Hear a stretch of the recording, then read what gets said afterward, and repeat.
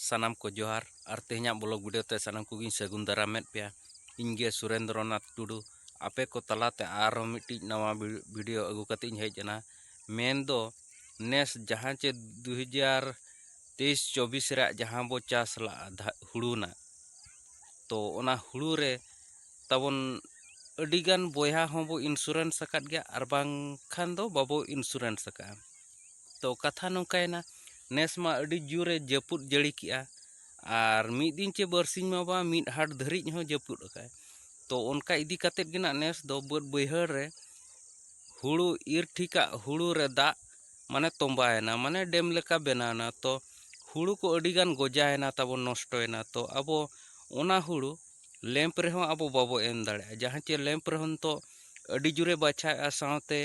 Lamp रेहो 8 kilo quintal को काटी आए तो अब जुदी उन्हें काटिया एनखान अब तीना बो नामा तो ओना इदी कते अलिंग हो अडिगान लिंग चिंता किया जेहेतु इंश्योरेंस लिंग कराव का चेक लिंग चिकाया लास्ट रे आरआई लिंग फोन आदया आरआई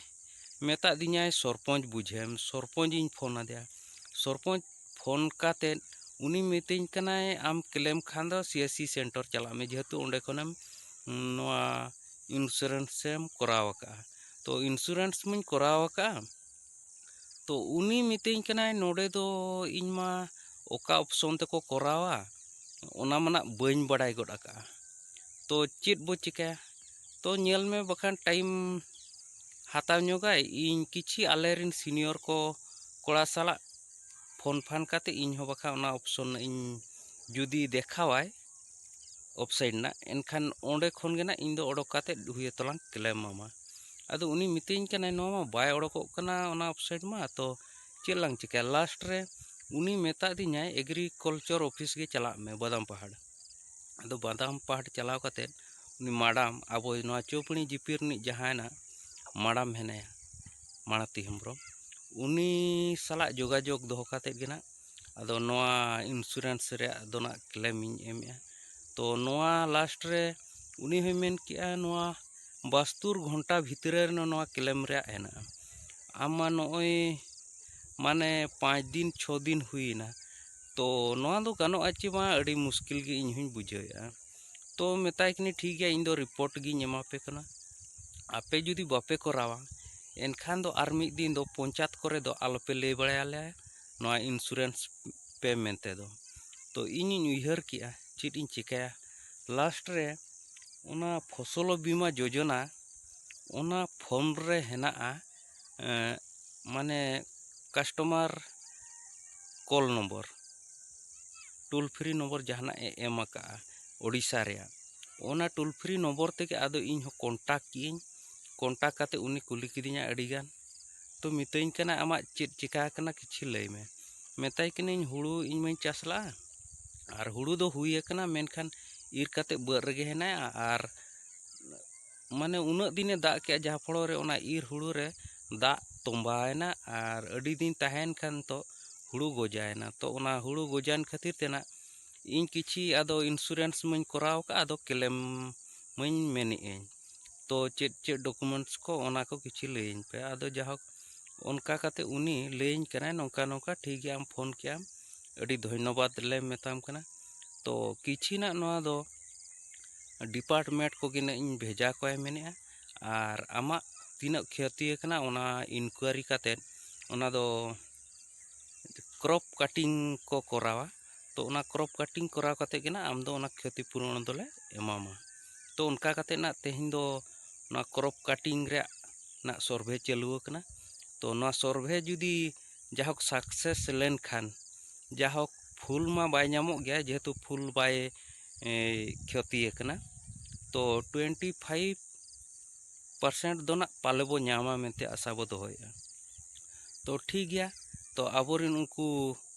ऑफिसर को जहाना को हेज अकना किछि उनको ना नवा ब्लॉग वीडियो रिन देखाबोना और चेत लेका ओना कोना डॉक्यूमेंट्स को चेत चेत कोना ओना कोना इन देखा ᱧᱚᱜ बोना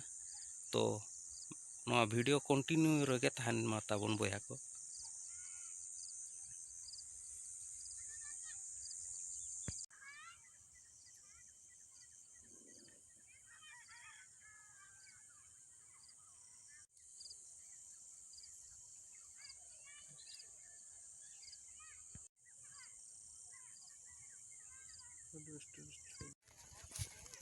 आधार पास है और जमी टिकट गाते को होला दो ना अयुब उतरेंते नोआ ब्लॉग वीडियो दो बलिंग बना पूरा दाड़े खातिर तेना तेहें सेता इन बना पूरा तो होला जहां डॉक्यूमेंट्स को कोई लदिना ओना डॉक्यूमेंट्स को गेने ले आंजोमाबोन कना डॉक्यूमेंट्स लेकाते को कोई लदिना तहन हासा टिकट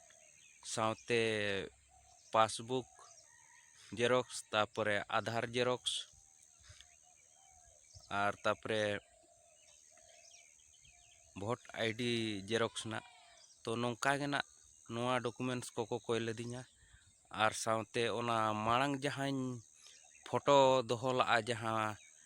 अदिनिया बर्षा तेना जहां क्षति लेना हुड़ू को चेल का गोजालना ओना फोटो 6-7 टी अरुप काते इन दोहला तो ओना को जो होला दो ना इन एमा दिया इंश्योरेंस कंपनी वाला स्टाफ गे ना तो उनी जाहक एम काते तापरे जो आज ना ओना ऑनलाइन तेगे ना जो सबमिट किया गाते को नवा ब्लॉग वीडियो जुदी बो कुसिया कान गया एनखान लाइक शेयर कमेंट माबो और चैनल रे जुदी ना बो नवा गया एनखान चैनल होना सब्सक्राइब तरा कामा जहाँ चे नवा नवा ब्लॉग वीडियो को आरहुñ अगुया मांग रे आपे पे नाम दाड़ेया तो गाते को तेहिन दो बिस्ती नवा वीडियो बाबो जिलिना तो मुचे रे जोहार मा एनखान आर मिटी ब्लॉग वीडियो रे बो ᱧᱟᱯᱟᱢᱟ।